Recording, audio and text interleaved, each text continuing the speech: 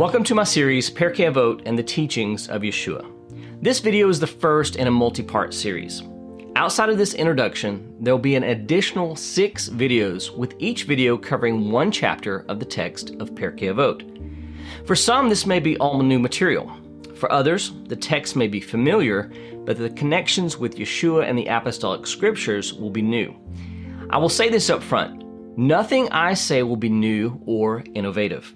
However, you may discover as we study through the text together, you'll look at the Apostolic Scriptures, particularly the teachings of Yeshua, through a lens you may have never seen before. My hope is that you'll not only come to appreciate the wisdom of Pirkei Avot, but you'll see the wisdom of Yeshua and the apostles in a new light as well. Whatever the case, I hope you get something out of this study. Without further delay, let's learn a little about this fascinating text together.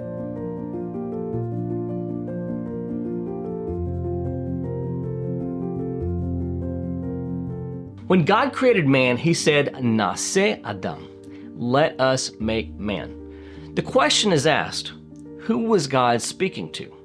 From one perspective, he was speaking to the very person he was creating. He tells the person, you and I have to make a mensch. At the basic level, this Yiddish word, mensch, simply means a human being.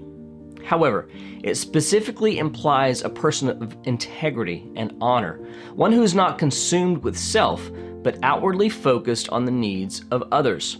So God does the initial work of creating you and me, but in order to realize our full potential, we have to do our own part by developing ourselves so that we can become the man or woman God intended. The Torah provides an example of this. When the twin brothers Jacob and Esau are born, the Torah tells us that Esau emerged red all his body like a hairy cloak, so they called his name Esau. The Bible often tells us the name of a person and the events that lead to their naming. However, reading the Bible in English provides us little to no understanding of the connection between the events and the name. In this instance, Jacob's brother is named Esau. In Hebrew, it's Esav, because he arrived all hairy like a full-grown man. His parents saw him as Esav, or fully made, from the root asa, he made. Therefore, Esav was static for the remainder of his life. When he became an adult, he was still the same person he was as a child. His impetuousness, hot-tempered character remained with him to the end of his days. Jacob, however, was dynamic in character, and he continued to develop his character over the course of his life. When he was young, he had certain character flaws, but as he grew older, those flaws were left behind. He was not the same person he was at his birth. Rabbi Twersky teaches the maxim, even if you are what your parents made you, if you stay that way, it's your own fault. Our task as human beings is to refine ourselves over the course of our lives to become the person that God intended for us to be, rather than to remain the same person we have always been. We are to become a mensch. The goal of our text is to assist each of us in our task of becoming that mensch. Pirkei Avot, literally chapters of the fathers, is a fundamental text within Judaism containing ethical maxims for practical daily living. This distinguished text is often called by its more affectionate name, Ethics of the Fathers. One may also hear it referred to as Sayings of the Fathers, or simply Avot. It derives these names because it contains the wisdom of the Jewish Avot, the Jewish fathers. Who were these fathers? They begin with the men of the Great Assembly during the days of Ezra and Nehemiah and extend to the Tanaim, the sages from the Second Temple and Mishnaic periods.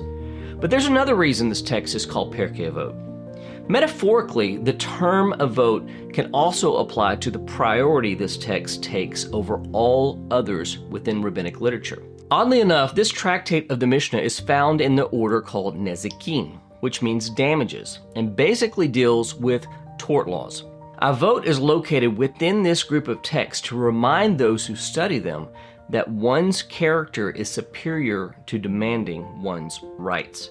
Therefore, Avot is the father of all rabbinic texts that follow, in the sense that its nature ethics, and wisdom should take precedence above all halakhic or legal issues. A teaching has been made popular by Nachmanides that says a person may be a naval bereshut haTorah, which means that a person could be a naval, a scoundrel, with the permission of the Torah. What does this mean? The only thing the Torah can legislate is behavior. Only God can know and test the human heart. Therefore, a person may follow all of the laws in Torah in detail, but still find the loopholes that allow him to cheat and steal his neighbor blind and have a corrupt and wicked heart. But as we know, the Lord is concerned with both our actions and our hearts. Pirkei Avot is a call to live beyond the bare minimum of what the Torah spells out. It is a call to live a life that is above reproach. The Talmud records the opinion of Rava, saying that anyone who wishes to be a Hasid, an extremely pious individual, should study the teachings of Avot. In Jewish thought, a Hasid is distinguished from a Tzaddik, a righteous person. Whereas the Tzaddik is righteous in that he does exactly what the Torah requires, the Hasid does all that the Tzaddik does and more. The Tzaddik is righteous, as the word might suggest. He always does the right thing, living simply and wholly within the law, never doing evil, but no more. The Hasid goes beyond the letter of the law, doing more than is required of him. He will often forget his own interests in order to help others. If a poor woman owes you $5, you have a right to demand payment. If you are a Hasid, you will forget it.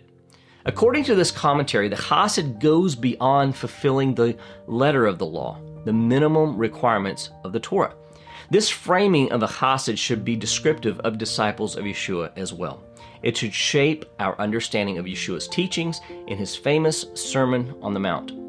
Often he uses the phrase, "You have heard it said," contrasted with, "But I say to you."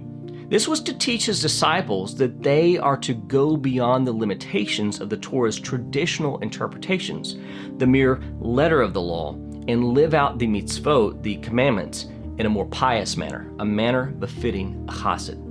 The purpose of this study, therefore, is to assist disciples of Yeshua in understanding the ethical expectations of Pirkei Avot in order to better understand those of Yeshua and his shluchim, his apostles, within a Jewish framework.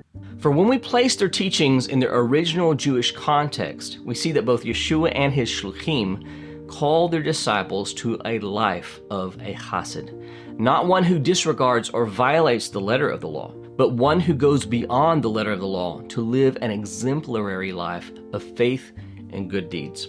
There's a story in the Talmud about the great sage Hillel that has become one of the most famous of all Talmudic legends. It expresses the heart of Pirkei Avot. It goes like this.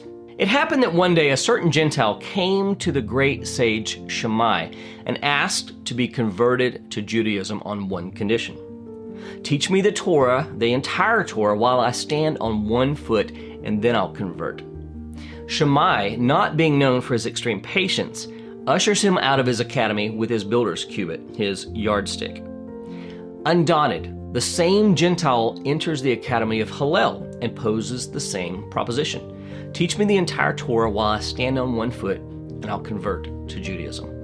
The response of Hillel has captured the attention of everyone who hears this story to this day.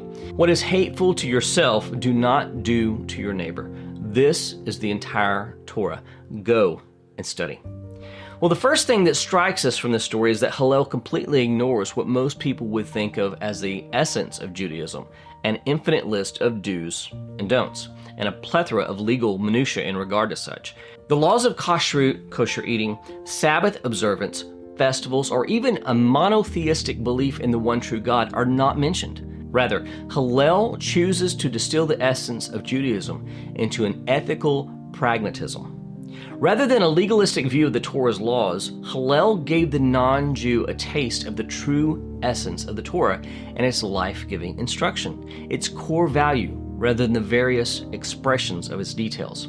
Although the halakhic details of the laws of Judaism are endless, Hillel's focus was on the essence, not the details. The details would become the life pursuit once the essence was grasped. After all, it is the glory of God to conceal a matter, and the glory of kings to seek it out. Hillel's focus on the essence of biblical faith is something completely lost by most people who follow a version of faith constructed around biblical values. Pirkei Avot is an extension of Hillel's line of reasoning. It expresses the ethical core of Judaism and the biblical ethic in a succinct and clear voice for anyone who will take the time to listen. It is simple enough for anyone, yet contains enough depth to keep even the most intellectual minds stimulated. Once we have swam in the deep waters of Jewish wisdom, particularly in the light of Yeshua's teachings, we will forever be unsatisfied wading in the pools of our previous study endeavors. But with this depth of insight comes caution. The goal is application, not merely academia. Irving Bunham reminds us of this. Knowledge and strict observance of the law is not the be-all and end-all. The true Hasid is one whose profound piety carries him above and beyond the strict letter of the law. If he has the slightest doubt that he may be wrong in a dispute, or that his potential claim is questionable, he will give his fellow man the benefit of the doubt rather than use his legal rights aggressively. The Chassid overcomes his acquisitive nature and looks beyond to the spirit of the law.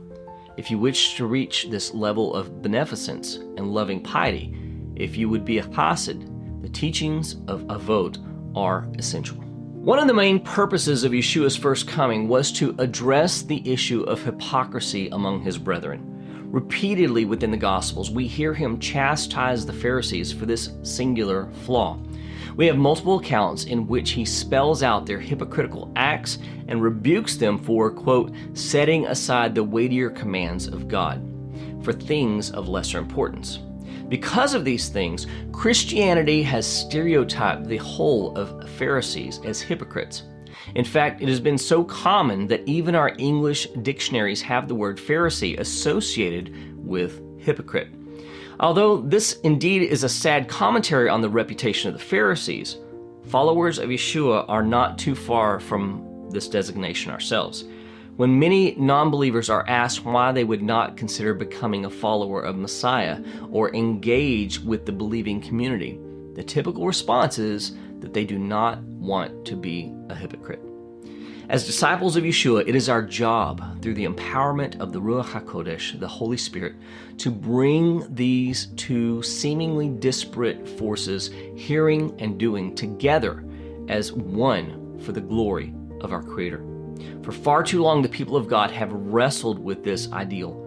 Either we have been fixated upon the mechanics and minutiae of the biblical injunctions to the detriment of the weightier matters of the Torah, justice, mercy, and faithfulness, or we have had an obsession with the gnosis, the knowledge of saving faith, with little motivation to be transformed into the likeness of Messiah.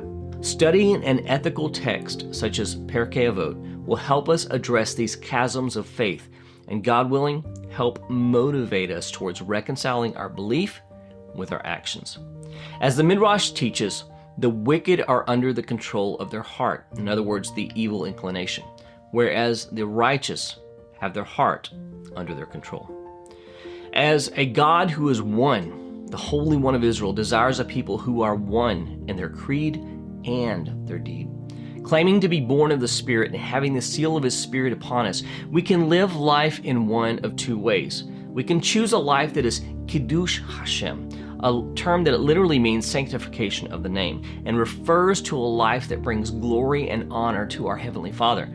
Or we can choose a life of Chilul Hashem, a term that means desecration of the name, and refers to a life that brings dishonor and shame upon the holy name of our Redeemer. Studying Pirkei Avot alongside the teachings of our Master is one way to focus on living out the Scriptures rather than merely reading them. This study is not intended to be a detailed examination of the 613 laws of Torah. It is, however, designed to give the reader a glimpse into the heart of the Torah, the spirit of the law, through the eyes of extraordinary sages such as Hillel and others, and through the eyes of Yeshua, our Rabbi and the Redeemer of Israel. This study seeks to present the entire Torah to the reader while on one foot, It is hoped that the natural response of the reader would be to go and study. I would invite you to join me on this journey of discovery to not only educate ourselves, but work toward being more like our Master, Yeshua. I'll see you in our next video as we explore Chapter 1 of Pirkei Avot together.